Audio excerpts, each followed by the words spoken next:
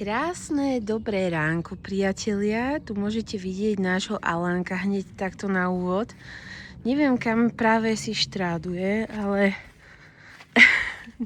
dneska má akurát taký deň, že moc nikam nešiel. Zostal tu u nás a teraz neviem, kam sa hrabe.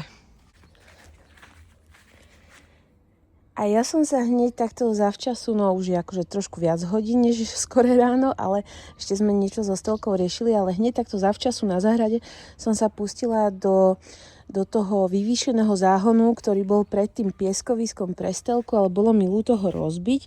Vyzerá to pekne, jak taký záhon, normálne na pestovanie a bol tam ešte trošku piesok, ten zvyšný špinavý sme odstránili, tento sme tam nechali a teraz tam dávam hlínu, ktorú sme boli včera kúpiť v tom Hornbachu, lebo tá bola najlacnejšia. Je to 50 litrov a stála asi 3,20, tak nejak. Takže teraz to idem zmiešať s tým pieskom a potom na vrch už dám iba čistú hlínu.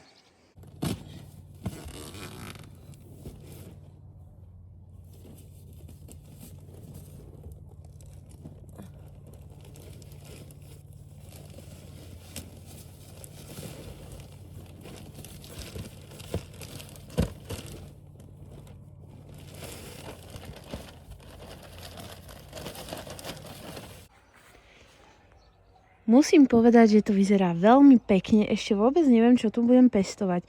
Ja som myslela, že možno nejaké bylinky alebo niečo. Tam vzadu mám šalviu, takže tu by som si možno niečo iné, ale s bylinkami moc nemám dobrú skúsenosť, lebo z byliniek jediné, čo mi doteraz narastlo, je tá šalvia, ktorá sa rozrastá nehoraznou rýchlosťou, každým rokom viac a viac. A potom ešte petržlenová vňať mi narastla. Ale ináč absolútne nič. A to sa hovorí, že bylinky sú to najjednoduchšie. A ja s tým mám najväčší problém vždy. Ale vyzerá to krásne, dúfam, že tam niečo porastie. Ale hlavne to má skvelú výhodu tu, že tam nechodí už Alan. Ja fakt neviem, čo ho tam tak strašne lákalo na tom, ale on tam neustále chodil do toho piesku a válal sa v tom. Tom bol väčšine špinavý. A teraz išiel okolo, pozrel tak na to a hovorí si, že to mi nevychádza, tu je nejaká zmena. A nevrazil sa do toho, išiel ďalej preč od toho. Takže myslím si, že to splnilo svoj účel. Keď tam ešte niečo aj porastie, tak o to lepšie to bude. Chcela som urobiť dnes Ňufkovi radosť, keď príde domov z práce, že bude mať na zajtra svoj obľúbený obed, milovaný jeho stroganov s rýžou, takže sa bude asi tešiť. Idem vám ukázať, čo som si včera kúpila v rakúskom akcióne, ono to bude asi aj v slovenskom, ale včera sme boli tam. Tieto parádne lapačky túto do obývačky, pretože sú veľké, masívne. Myslím, že sa tak ľahko ani nezlomia. A čo ma veľmi zaujalo, je, že túto hore majú takéto zuby, čo vôbec neviem, akože na čo je. To mi nejde do hlavy. Jediné, čo ma napadlo, je to, že keď chytáte muchu, že to takto zacapíte. Ale či to je na to, tak to fakt neviem.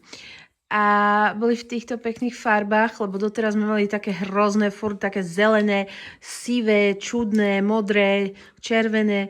Tieto sa sem budú viacej hodiť. A Ňufo, že bol na mňa nepríjemný včera, tak mi tam kúpil tento pohár. Ja viete, že nie som veľmi na tie poháre, lebo už som to v minulosti skúšala. A moc mi to ako nefungovalo. Viete, že ja som človek, ktorý skoro vôbec nepije, mám s tým ohromný problém.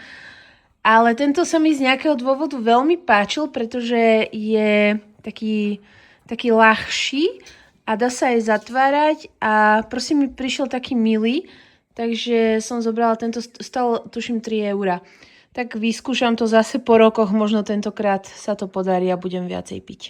To, čo sa teraz stalo v Anglicku, že tam toho chlapca Nováka proste dobodal. Každý človek, ktorý proste je s dobrým srdcom a nechce nikomu druhému zle, tak ten u mňa je na rovnakej pozícii. Ja nikoho neponižujem ani nevyzdvihujem. Proste sme ľudia všetci jedno, či si hnedý, biely, oranžový, fialový, zelený, mne to je úplne jedno. Proste pointa je tá, aby si sa správal slušne. No a samozrejme netvrdím, že Európania všetci sa tak správajú, to určite nie. Ale keď si to tak akože sa nad tým zamyslíte a pozriete si, čo sa deje naozaj v tých posledných rokoch a 10 ročiach, hlavne v tej západnej Európe, tak musíte uznať, že ten nárast kriminality a týchto všelijakých rôznych vpádov a agresívnych proste útokov je brutálne obrovský. Ten nárast je strašidelný a o tých všelijakých znásilneniach a tak to ani nebudem tu teraz rozpitvávať, lebo to je tak niečo strašné, že až takže mne je úplne jedno, či máš na hlave turban, alebo máš proste šatku, alebo máš kroj.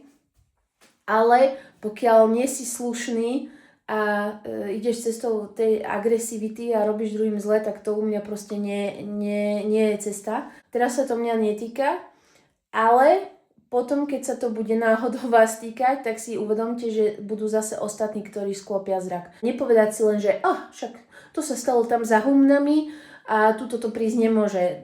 Británia nie je zase až tak ďaleko, Nemecko nie je až tak ďaleko, Viedeň nie je až tak ďaleko, takže stačí chvíľku počkať a čo by kameňom dohodili, je to tu.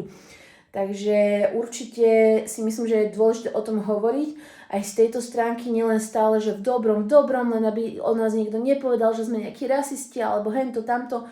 Nie, proste postaviť sa tomu, keď niekto robí zlobu. Ahoj, girl.